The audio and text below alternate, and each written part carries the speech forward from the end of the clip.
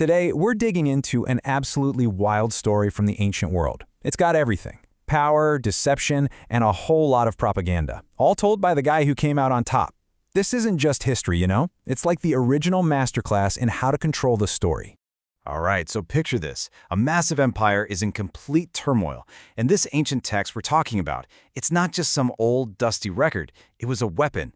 It tells the one single official story of how a throne was stolen and then supposedly reclaimed. The big question, though, is can we actually trust the guy telling the story? So, let's set the scene here. We're in the massive Persian Empire, way back around 522 BCE, and things are, well, they're about to get very messy. Okay, so the king, a guy named Cambyses, is off conquering Egypt. This leaves a huge power vacuum back home. And here's the key part, according to our storyteller. Cambyses had secretly ordered the murder of his own brother, Smerdis. So with the king away and his heir secretly dead, nobody's really sure who's in charge. It's the perfect setup for a hostile takeover. And right into that chaos steps a man who sees the opportunity of a lifetime. A man who is about to become the main villain of this whole story. So, this is the core of the deception.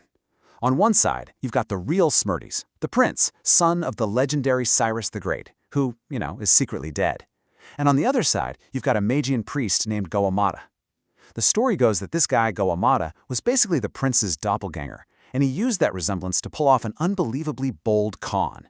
Now, Gaumata doesn't just quietly slip into power. Oh no, he makes a huge public declaration for everyone to hear.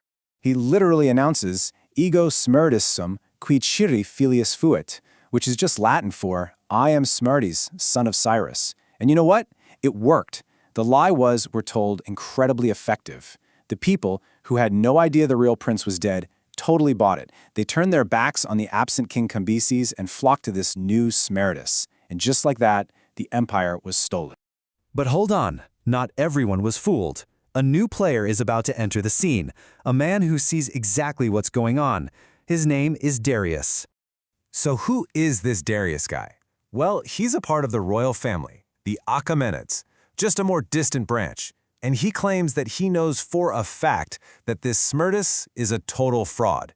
He sees his family's kingdom, their birthright, being snatched away by an imposter, and he is not having it. But here's the catch, right? To everyone else, Gaumata is the king. Darius is just some nobleman. How on earth can he justify staging a coup against the guy on the throne? He's going to need some serious backup. He needs a higher authority. And here's his absolutely brilliant solution. He claims he has God on his side. He invokes the main Persian god Ahura Mazda and says, Ahura Mazda's mihi auxilium tulit, voluntate Ahura Mazda ego rex factus sum. Translation, Ahura Mazda brought me aid, by the will of Ahura Mazda I was made king. See what he did there? This isn't a power grab anymore, it's a holy mission. So, with his divine approval locked in, or at least claimed, Darius is ready to move. He gets a small crew of loyal allies together to take back the throne by force. The plan itself was like a lightning strike. It was quick, it was brutal, it was decisive. He and his buddies corner the imposter at a fortress, kill him and his inner circle, and then Darius takes the throne for himself. A clean, direct hit to reclaim what he says was stolen. But here's the thing. Killing the fake king wasn't the end of the story, not even close. For Darius, it was the start of a whole new nightmare. The empire, which was already on shaky ground, just saw this as another guy grabbing power.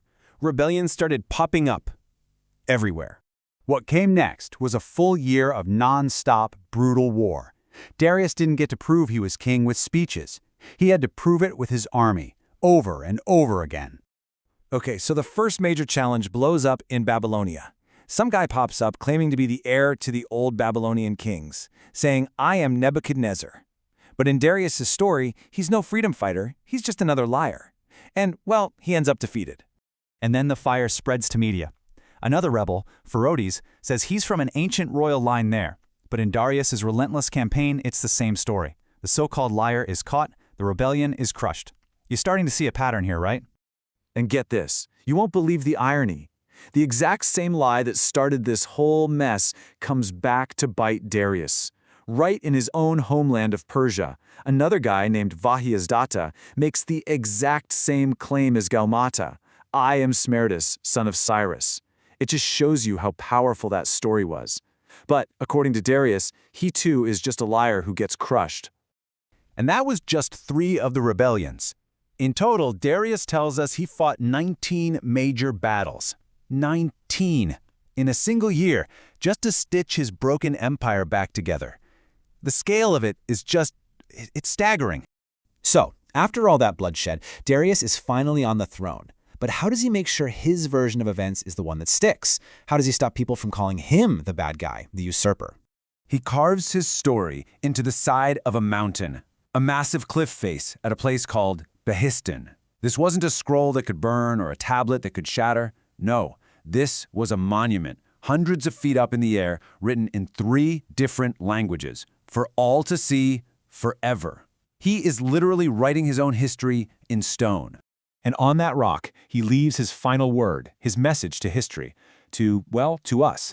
He looks us right in the eye, across thousands of years, and swears his God was on his side.